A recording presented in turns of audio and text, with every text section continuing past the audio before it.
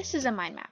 I really like making them. There's a few reasons for this, so I'll make a mind map to tell you why, and explain how to make them. They start in the middle, there's more space that way. A big piece of paper is better too, you never know how much space you're going to need. Let's make this look pretty. Our brains really like it. Okay, first let's discuss the little history, and I'll prove to you that my reliance on these things has some substance to it. My mapping can be traced back as far as the 3rd century BC, where philosophers and even Leonardo da Vinci used them. Here's my attempt at drawing the Mona Lisa. They became more popular when a British guy, Tony Buzan, wrote a book called Use Your Head. It's out of the frame right now, but it included various memory techniques like cognitive hooks and numeric memorization, and a huge chapter on mind mapping. This is the book I learned to use when I was 13. Now there's software for computers and even phones that mind map for you. If you want my opinion, it's much more organic making your own, because you spent time getting it just right. I can draw much more than a computer can. You might be hard-pressed to find a photo of Woodrow Wilson wearing a sombrero with a clown nose on using Google, but I can try and draw it. Your mind map should look like you drew it, in my opinion, not like a computer did it for you.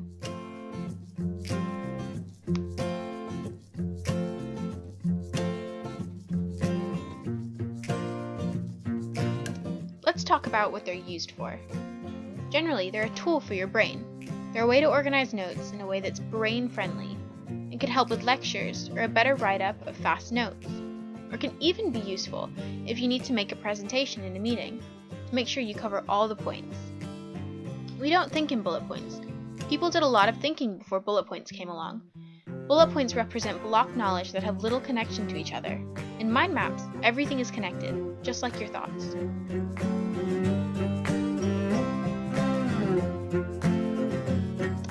When we think, we have a main idea, then branching topics, getting more and more detailed as we dig farther into our brain. We think in images, and mind maps are a great place to express your skills, or lack thereof, in the field of drawing pictures.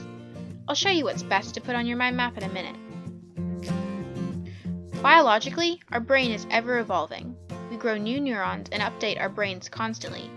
That's what mind maps are best at. You can just keep adding ideas and thoughts. But most importantly, they follow a train of thought, like a discussion with yourself that never needs to be interrupted, as long as you don't run out of paper.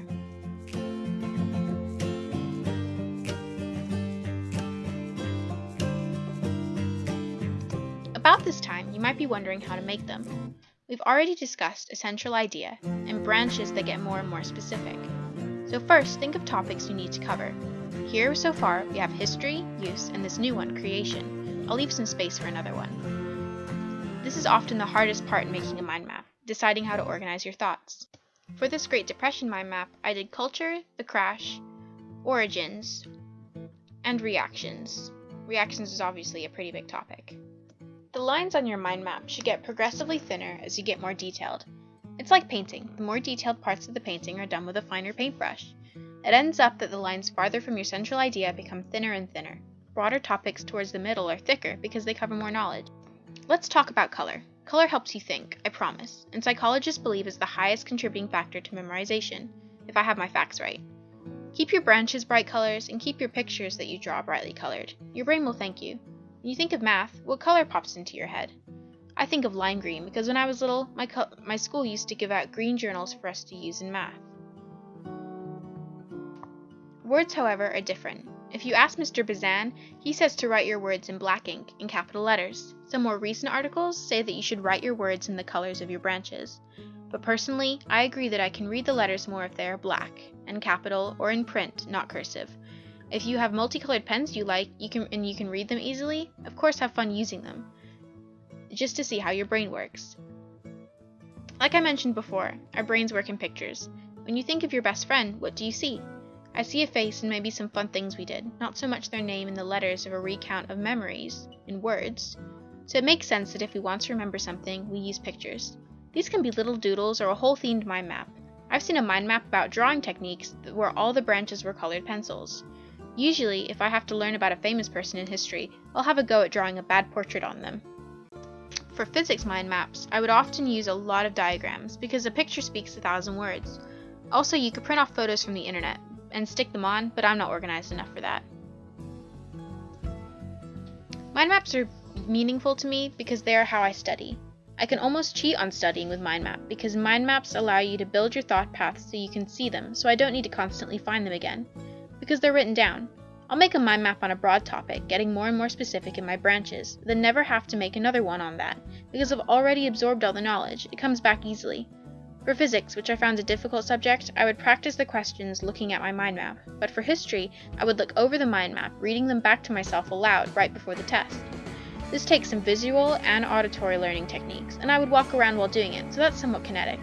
Needless to say, I needed to remember what the cause of World War II was, so I pulled out all the stops. But I only did this once or twice, a few times when I was feeling worried about it, then it stuck. This allowed me to use some art in classes that I usually wouldn't. Mind maps also promote understanding, because it forces you to find links in areas of knowledge. If you know how things connect, you often have a pretty good understanding of them. I usually do the finishing touches right at the end, like adding more pictures or highlighting the most important parts. I put these mind maps on the walls of my bedroom, 1 because I'm a firm believer in subconscious memorization, 2 because they're easy to get to and I won't lose them, and 3 because I think they look pretty cool and I'm proud of them. Here are some mind maps that I've done.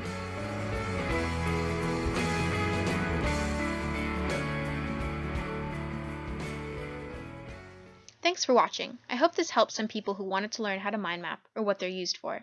Good luck on that next test.